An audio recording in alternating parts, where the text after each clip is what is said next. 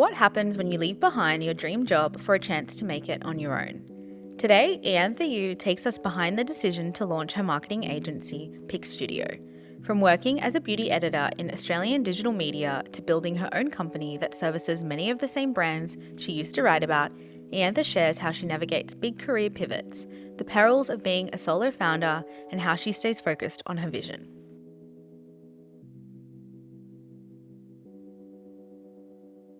Welcome to the Anti-Work Podcast, a podcast where we chat to founders and professionals about staying sane while building a business.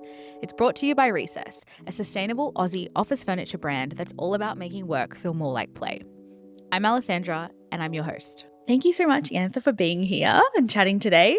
Thank you so much for having me. Yeah, I'm so excited to get into the nitty-gritty of your business and your career. So since Recess is all about making work feel like play, we like to kick off the podcast with just some casual kind of like quick fire questions just so we can get in the zone to talk. Perfect. So I would love to know, what was your favorite recess snack at school? Back at school, I would say Dunkaroos were my favorite, and then also some sort of like chip. So that would rotate between like a Smith's like original or a chicken flavor. I also love Twisties. I actually still love Twisties. Yeah. They are such an underrated snack. Are you a chicken or cheese? Cheese. I'm OG. Yeah. They're the best. I agree. Now, are you a morning or night person? What are your peak work hours and your peak play I would say hours? neither. At the moment, I'm waking up at around 8, which Yep. is quite late at the moment. I'm not sure why. I think I've got hay fever and that just makes my sleep all over the place. And then at night, I'd like to get into bed by 9. So I think my peak work time would be from, say, 9, 10 o'clock onwards and up until about 5 or 6 Yeah, so like a pretty traditional work day. work schedule. Yeah. That's good. That's good.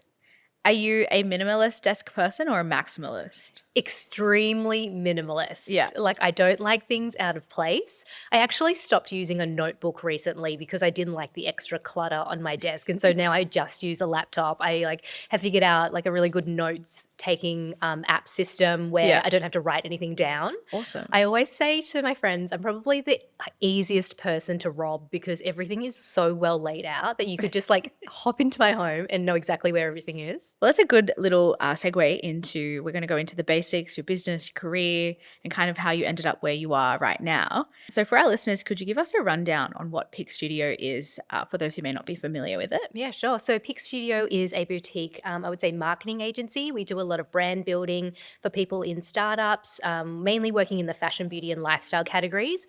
We do consulting, branding decks, packaging design, copywriting, Shopify build, right through to all marketing support. So that might be Klaviyo flows or photography, videography, the visual component of the marketing side of things. What has your career looked like up until this point? Like, can you give me a bit of a history of like, have you always worked in marketing and then did you end up kind of deciding to start your own thing? How did it start? So I've had my agency, PicStudio, for about 5.5 years now.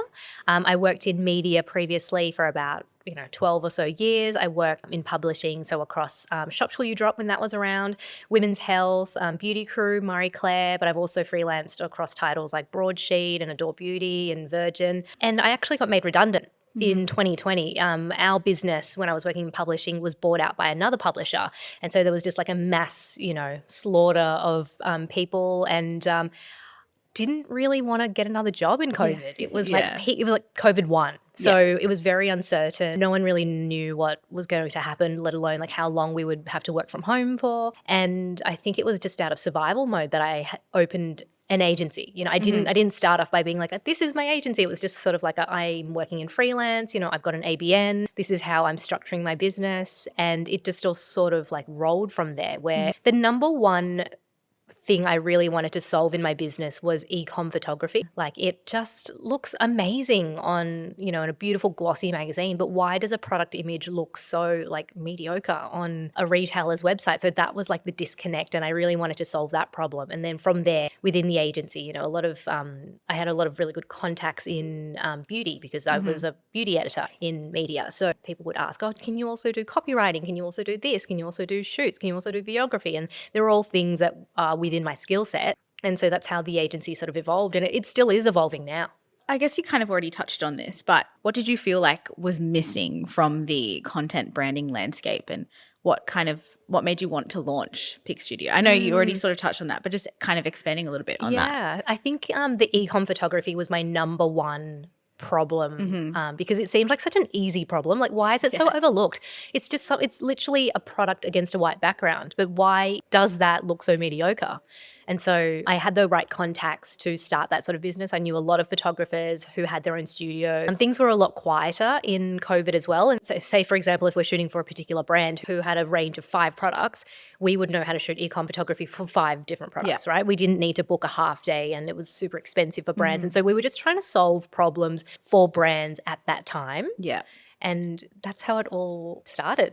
Yeah, awesome. Having started that and then kind of growing to be bigger, what does the structure of your business look like today? Do you work with a team? Do you have collaborators, or are you running a solo ship? I am the main person on my business, and I really want to maintain that because I think it's really important when brands get sold in. You know, I hate that word sold in, but like, you know, they're ordering a service, right?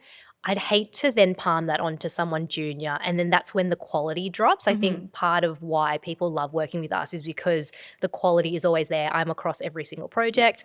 In saying that, I do have a full-time assistant. He's a virtual assistant. He works in the Philippines, who is amazing. But I also have a zillion different suppliers that I call upon whenever I need. You know, I think it would be crazy expensive. And I think this is why my agency, when it started in COVID, it made so much sense, because I think if you start having an art director full-time and this person full-time and this person, that's so expensive. And then you spend so much of your time worrying about your team, worrying about when that next big project, just making sure your team is busy. Yeah. So I just wanted to make sure it's as lean as possible, and finding the suppliers who want to work that way has been so easy. A lot of people don't want full-time jobs. They want to, you know, my art director, she's about to have her second baby and she loves just, you know, working a few hours here and there. She doesn't want to work full-time at all. And so this whole agency has made sense so far. Yes. In terms of all the missing bits and pieces. Yeah, I can imagine too, probably like post-COVID, we've sort of seen this like rise of a lot of people starting their own businesses, and there's probably like a maybe even greater freelancer economy within that space. So it's probably quite easy. Like you said, everyone's kind of realizing that we can work differently. We don't have to work like a 9 to 5 for another company if we don't want to. So exactly, it's really cool. And in terms of that, tell me about, I guess, your business growth mindset. Are you actively trying to scale your company, or do you feel satisfied with where PicStudio is right now? Oh, I think about this all the time. You know, I look at big advertising agencies out there with lots of staff, an office even. You know, I'm working from home, and so that's very different. And I wonder if life would be easier or better, or if I'd make more money with a bigger agency. And I just can't see it happening. Yeah. Not to say that that won't happen ever. Just right now for me, because I like being on every single project, maybe that's my downfall. Maybe that's why I can't have a bigger agency, because I like being on every single project. Right now it's working that way. And like I said before, I think I would be spending so much time managing a team rather than being in the nitty-gritty of it all and working really closely with my clients. Yeah. Yeah, that's true. That's quite insightful. So maybe, I don't know, like for right now, I'm really happy with where the agency is. It's profitable, but I do dream of a big agency. Like, is that the definition of success? I don't know. I'm still trying to figure that out. Yeah, that's true.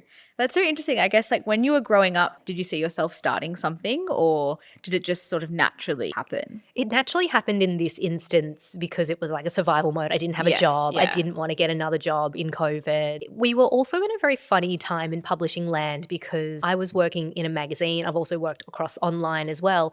But there was a lot of other things that you needed to do. You had to be on a podcast. You needed to do editorials. You needed to do TVCs. It was just becoming this like publishing land rather than like streamlined into just magazines or just online. So I wanted to take control a little bit more. Also in publishing, if you are front and center of a campaign with a brand, you don't get paid more for that. And I really was at a point in my life where I evaluated my life and money goals, and I was like, I kind of think I want to be earning money and be in full control of that rather than being on a salary and fronting all these campaigns, but just being like, oh, it was a privilege for you to do that. You know?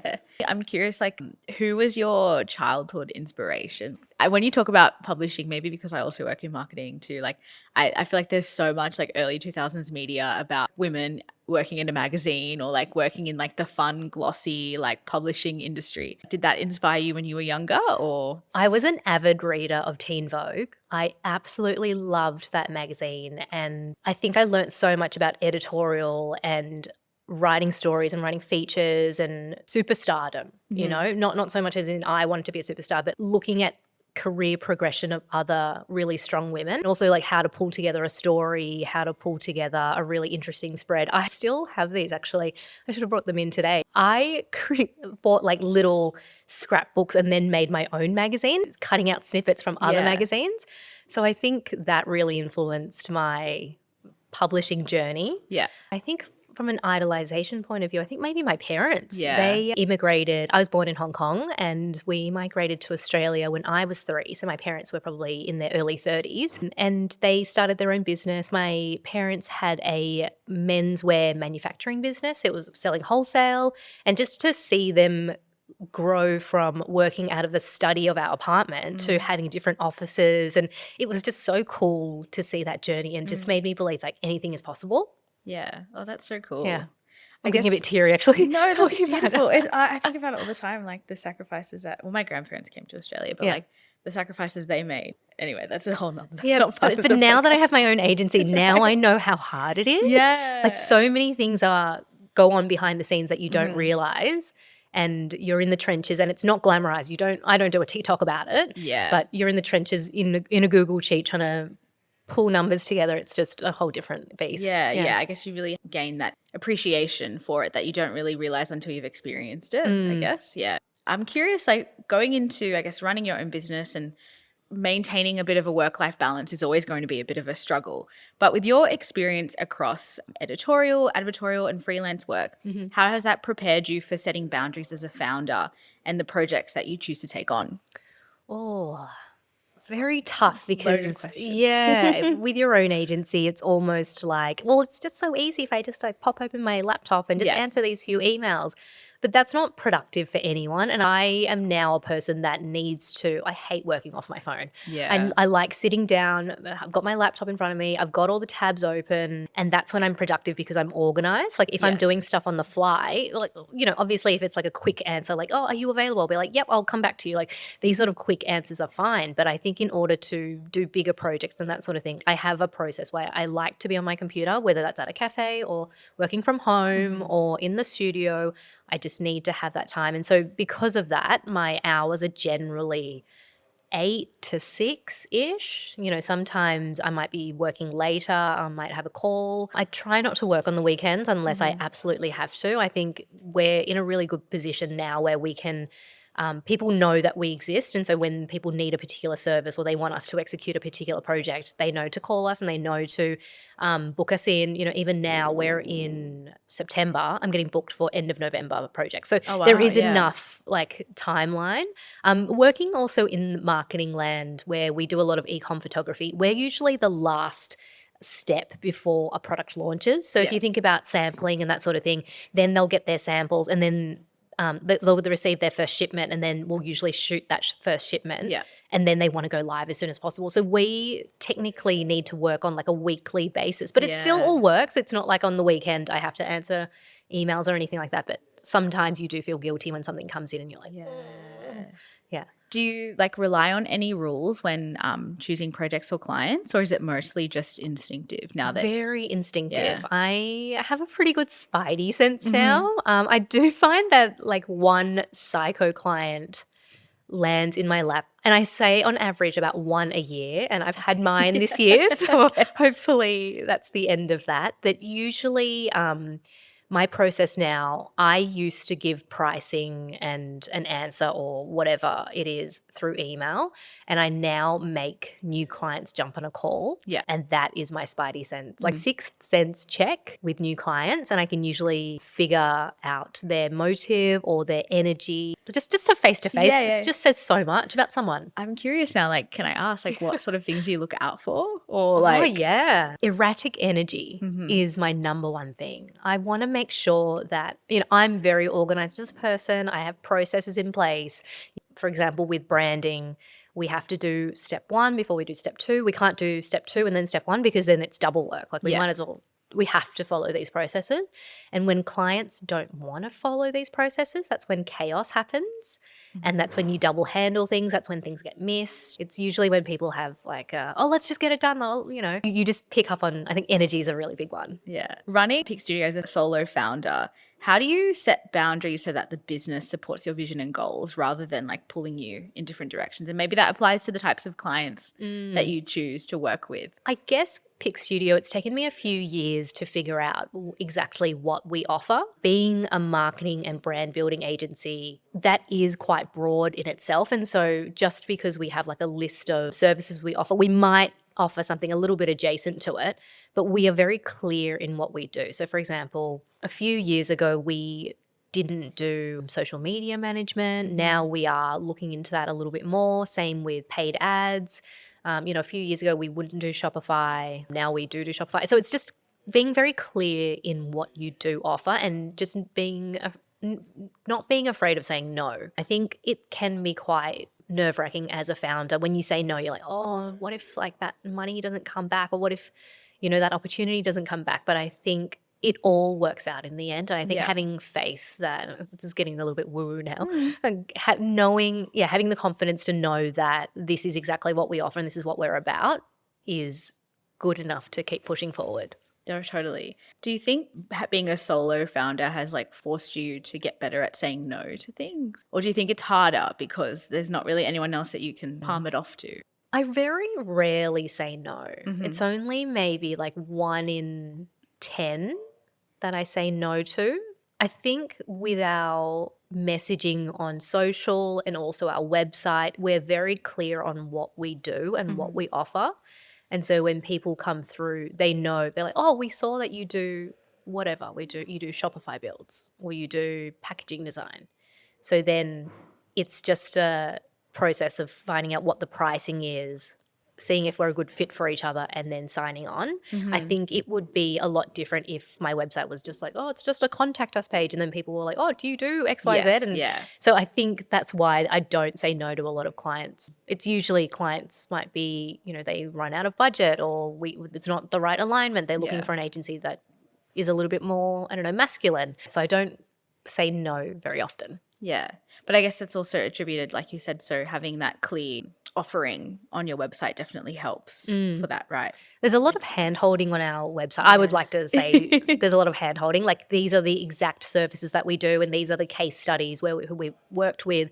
And, with this brand, we did branding. With this brand, we did packaging design. With this brand, we did a Shopify build. And so people are like, oh, I'm also a brand that fits into that industry. And so I also need that service. And so people know exactly how we can help them. Yeah. Are you a risk taker in business? And how do you balance taking creative or business-orientated risks with staying true to the path that you want to follow? I guess starting my own agency with no prior business knowledge was my biggest risk. In that it was still a very calculated risk. I figured that you can Google everything. Yeah. I know in this world, even like within Australia, someone has been through your exact problem and someone has posted it on YouTube or Reddit or TikTok or something, and you can figure it out. I think it would be like a psycho risk if I decided to, open a trampoline business and have no idea about, public liability or insurance or anything like that. But I think I took a very calculated, safe, low risk. Yeah. Even with everything that I offer, I don't really offer anything that is too out of my realm. Working in fashion, beauty, lifestyle publishing, I've definitely worked across like brand building. I've seen a zillion brand decks. I've seen packaging design. I know what looks good. And so therefore I know how to execute that well enough. So I think I'm relatively low risk for now. Yeah. Well, I guess like you said, you definitely founded a business in a industry that you're very wellly equipped. And like, I guess you've also built all of those relationships and nurtured that throughout the years. So definitely watch this space so you never know. Might be a little bit more risky in the coming years. Well, I do definitely feel like it's an industry that is constantly changing in publishing for sure. Like I've previously worked in media, like the amount of redundancies that happen all the time, happens right? every year. You're constantly like forced to think on your feet, and those are definitely transferable skills that you can 100% bring into your business. Totally. Yeah. What's one boundary that you've set in your professional life that's been a game changer for you? Don't like emailing in bed or anything like that. Like I might do a quick check of my emails before I sleep, but I don't generally work. I don't like showing my clients that I work crazy hours, and I'm sure no one Yeah. wants to receive an email at 9 o'clock. Even if I do work at night, I always schedule my emails for like the morning. Smart. I don't want to That's cause anxiety. so smart. And I don't want people to think that I work at night all the time. That's not the vibe I'm Yes. going for. So Do you have any other like rituals throughout your day that, I guess not necessarily non-negotiables, but things that you put in place in your day that allow you to kind of have that separation between work? Because I can imagine working from home as well, and PicStudio being your own business, feeling like maybe you can't switch off or you have this obligation to reply to clients or to emails or inquiries. Like, yeah, how do you sort of separate your work and also your play and life? I guess because my business isn't so product based, I don't need to be always on. Yes. Yeah. Generally, working with my clients now, there's enough time between project being communicated to me to project completion that we have enough time. And so therefore, right now I'm working on a project, on a shoot that needs to happen in about 3 weeks' time. We're casting for different models. And so we're just getting the ball rolling, we're sending each other like model options and that sort of thing. But even my clients, like they would not email me at night. And so therefore I wouldn't email them at night. It's just this like general like unwritten rule that we have. But in terms of separating my personal, I don't really work on the weekends. And it is so hard being like a solo founder, but I sometimes really struggle making time for myself to like go to Pilates or go and get lunch or go for a walk and that sort of thing. And I still struggle with that. But now looking at my Q4, I actually did this 2 weeks ago, I have like set aside certain days, like so for example, Tuesday nights I'm now going to do Pilates. Wednesday night I'm now going to be training at this new boxing gym. So I really want to make sure if that's not in my calendar, if I'm not actually like blocking out the time for it, then I'm not actually going to do it. Moving forward, as your company evolves and grows, what does the future of PicStudio look like? Oh my gosh, what a scary question. I have no idea. And that is just probably such a terrible answer. I know my forecast 3 months away. It's also so hard to know where the whole industry is going with AI coming in. Well, it is already here in terms of productivity, but also like a huge part of what we do is visual assets creation, photography, videography, models even. I have been trying really hard over the last like 12 to 18 months, like being on top of all the AI technology out there. And it is definitely coming. Like, it's not a phase. This will completely change the way we work as human beings. And so I'm just keeping an eye on that to see where that goes. I personally don't think the era of shooting with models and like real life people is going to come to an end, especially in beauty land, where we've tried really hard to advocate for diversity, realness, no retouching, that sort of thing. And so for us as humans to start using AI models for a beauty campaign would just be like way too crazy. So it's just a matter of staying on top of everything and just being agile with it. I never say never, Yeah, interesting. Well, I guess on that note, we've kind of had a few conversations on this podcast about like, in the tech space, AI is totally like acceptable because it's cool because it also like frees up a lot of time, right, for people to do all this extra work. But I think in the creative industry, it is a bit more controversial. But I think the general consensus is that AI can't replace that like human feeling, touch, right? And that human touch. So how do you sort of navigate the emergence of AI in your company being creatively centered? And like, do you use it or do you like try to completely stay away? Because I also have this theory that in a few years, human generated content is actually going to be like a sign of authenticity, it's more valuable as well, right? That like in the same way that any company can like make an Instagram ad, but it's like the ones that actually put the time in. Yeah, I'm curious. The companies that put in the time. And like in the future, like a brand that uses like real models in a shoot will be like more valued than a brand that uses like AI generated content. But how? No. And I have so many what are your thoughts on this because big brands have been using AI models for a long time. Yeah. And the thing about it is that they're not saying that they're using AI models and they're getting away with we look at things on our phones and we go flick, flick, flick, like Yeah. 1 second, 1 second. Like we're never going to look at an ad, be like, ooh, is that AI? Maybe now more so, but before, brands have been using AI for a long time. And so they've been getting away with it because they're not disclosing that it's AI. Yeah. And there is no law to disclose that you have to be like, oh, we're using AI imagery. So in my agency, we use AI. I use ChatGPT almost every day. Sometimes it's just nice to use it as a brain dump Yeah. workshopping place where you can be like, can you give me 10 ways to say this? Or, what does this mean? It's really good at like helping you dissect things. I don't like using it for copywriting. I might use it as like research. Even then, like some of the things that it tells you, I'm like, oh, I might double check that because I don't think that's true. I like using it as a place to brainstorm and pull ideas together really quickly rather than using it as like write a social media caption on this, and then it comes out with some Americanized, like with an M dash and a weird spacing thing. And that's when you shouldn't be using AI because you're relying on it too much. I think there still needs to be an art of like editing. Yes. And as a human evaluating what is right, what is wrong. And I think that's where brands sometimes trip up and they don't use that human evaluation and they're just using it as a cheat sheet or a quick way to win. And I don't think that's the solution. Yes. In saying that, there's a lot of like AI image creation technology out there, which is absolutely crazy. Like you could get an e-com image of a chair and put it in an office environment and it will look so realistic. You can do that with models. You can just get an e-com image of a dress and put it on an AI model, change the scenery. She's standing in a studio. She's standing on a beach. Like it's pretty crazy. I'm excited to see where it goes, and I think it needs to be embraced. It needs to be something that we've created it. We might as well see how we can use it to our best advantage. Obviously, so sad that so many jobs are going to be eliminated over the next year, next decade. But it's almost like how the internet completely changed our way of working when it first came in. Like my boyfriend's dad worked in stockbroking. Yeah. And you used to have to call up and put in an order. Now you just do it online. You just like click, buy, done. How crazy life was back then. Yeah, and I guess at the time those things felt really scary, but now it's so normal to us. So and we never really know. Yeah, it's just embracing the pace. It is definitely going to make things a lot faster, but also how exciting for people who want to launch their own product-based brand.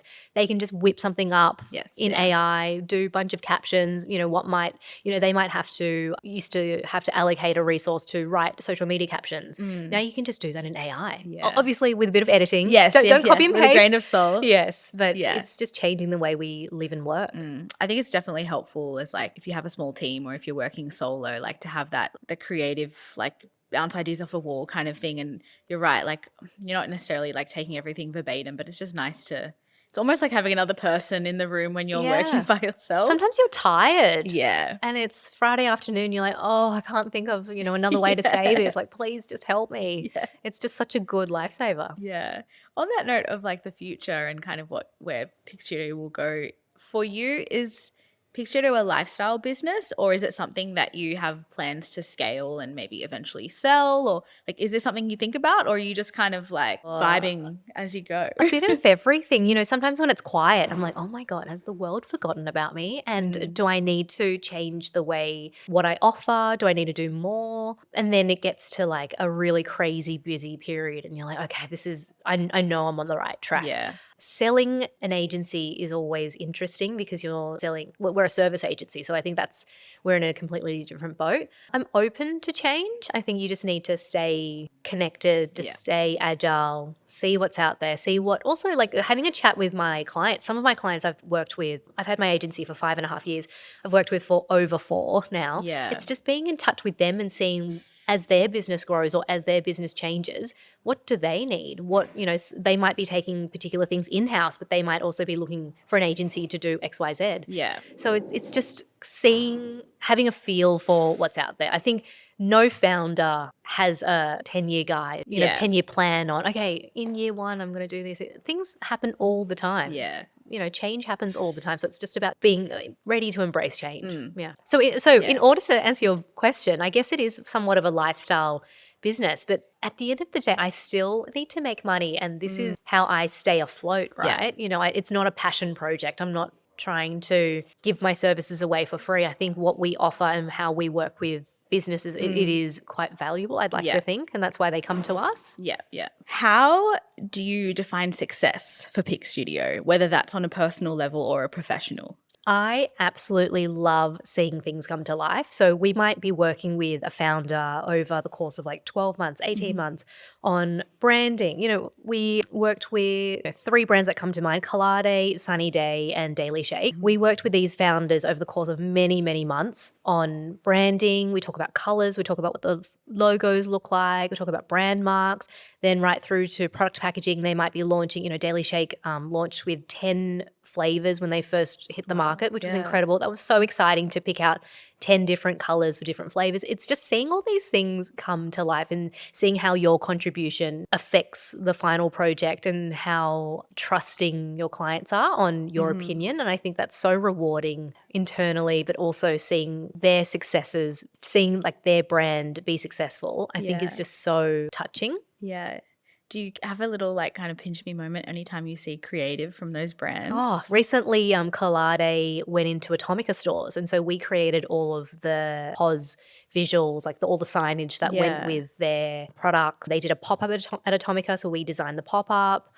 Another brand, Go Bear, they did a expo stall with Shaver Shop, and so we helped design what that stall looked like. There's just so many things that you work on, and things might, you might be in the trenches, like trying to figure out, like, getting sizes of what the expo is like, how big the signage needs to be, working out between like the factory in China when they get all their packaging done, and then us doing the working file. Like there's so many things that happen along the way. And then when finally something is live, is real, is tangible, you can touch it, that's when it is like, oh my God, I can't believe all that hard work. This is what it looks like. And it feels so good to have something completed and the client is happy.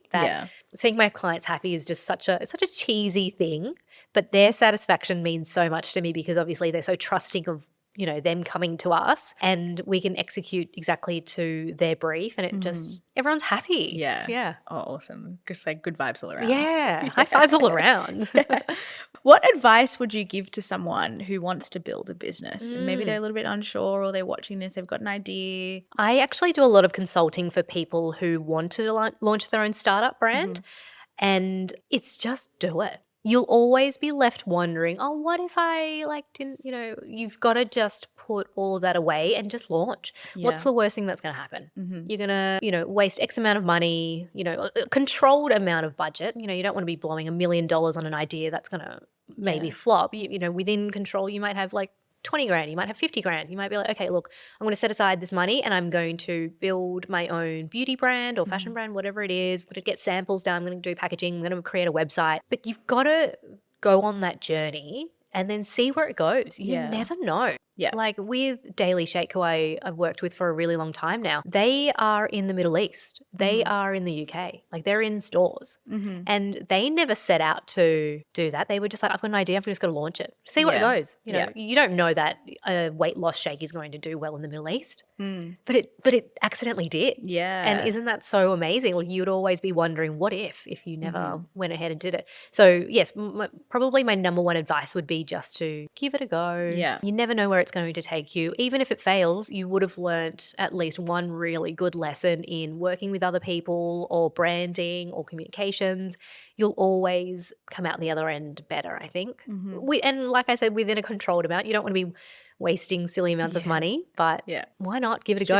Strategically, take a risk, like we were saying earlier. Yeah, amazing. What about advice for founders when it comes to setting boundaries and protecting their well-being? Ooh. You've got to know when to call it. So, even with a few of the suppliers that I work with who have children, and I would never email them at 9 o'clock at night. If I did, I would not expect them to reply. Yeah. So just having firm boundaries in hours that you work. I have a thing against phone calls. I get a little bit anxiety over phone calls. I'm happy to schedule a call or do a video call, do emails and that sort of thing. But an unexpected client call, I'm like, oh my God, what's gone wrong? What's this emergency? So I tend not to do a lot of random phone calls, like unscheduled phone calls. Yeah. And also everything in email is just better that way because it's itemized. It's also Yes. like in writing so that, sometimes I am number one culprit of speed reading and I sometimes miss details, but when it's in an email, I'm like, oh, okay, yeah. When I reread it, I'm like, oh yeah, I missed that bit, but yeah, I'll go back to it. Yeah. Boundary wise, I think just basically knowing when your work hours are, but also from a financial point of view, what are your boundaries? Like I said, like not, you might not have $1 million to play with. So is your financial boundary 20 grand? Is it 50 grand? It's so important to go in knowing what your boundary is. And so then you can like build that puzzle together. Okay, branding is going to cost me X amount. Packaging design is going to cost me X amount. Sampling is going to cost me X amount. Building a Shopify is going to cost me an X amount. And so then okay, I'm going to start blowing my budget here. I'm going to start reaching the end of my 100 grand or whatever it is. I might have to call it now. Yeah. Or a financial boundary is just as important as a personal boundary.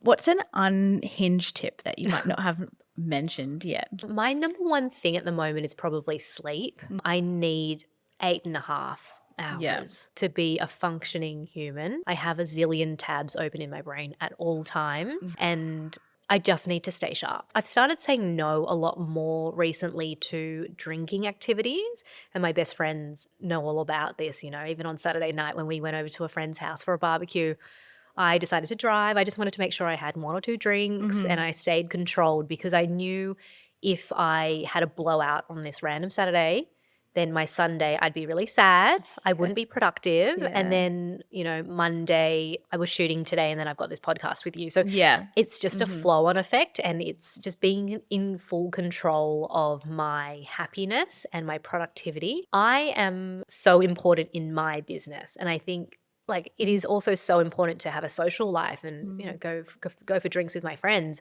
But what is a priority right now where it's like peak busy season in September? I need to stay sharp in my business because if I drop a ball and I forget to book a model or book someone for a shoot, that's on me. And that ruins my trust with my client and that would break my heart if I lost that client. It's something as so silly as like more sleep, drinking less. I've stopped picking up the phone so much. Because that doesn't make me feel good anymore. Yeah. I'm staying on top of like my time. We only have 24 hours in a day. Yeah. In the blink of an eye, we're in September. We're in the mad rush of shooting Christmas and Black Friday and that sort of thing. It's just so important to stay on top of your time. And like I said before, it's so important to put aside time for you. Yeah. I've booked in that Pilates class. I'm not cancelling. I don't cancel. Saying no to a lot more as well is important. I'm still learning to say no. It makes me feel guilty for saying no. I feel like sometimes I'm letting someone down, but I need to look after myself and my own productivity and how I need to feel 100% all the time. Yeah. Yeah, that's true. I feel like sometimes it's like we sort of forget that the simple things like sleep and not drinking, like all of these things actually do make a really big difference. And it's like, I hate to admit it to myself. And I'm like, yes, they do work. I know. And like even just the last like 12 to 18 months, I've noticed in order to not get sick, I need to be taking a probiotic every day, 2 vitamin C a day. Like they're the things I need to do because if recently I got cocky and I was like, oh, maybe I don't need to take this probiotic anymore. And I missed like 2 days, got sick. Yeah. So it's just staying on top of all the boring stuff. It's so important to come back to your baseline. Yeah, that's true. It's really important. Well, that was my last question for you. Cool. Just to conclude, for all of our listeners, where can they find you? On Instagram, I'm PicStudio_AU and then my website is picstudio.com.au. Perfect. Well, thank you so much for your time. Thank you. Thanks for some really valuable insights. I had a great time. Thank you. Thank you so much. Cool. Thank you so much to Iantha for joining us on today's episode of the Anti-Work Podcast. And thank you for tuning in. This show is produced by Centennial World Podcast Network.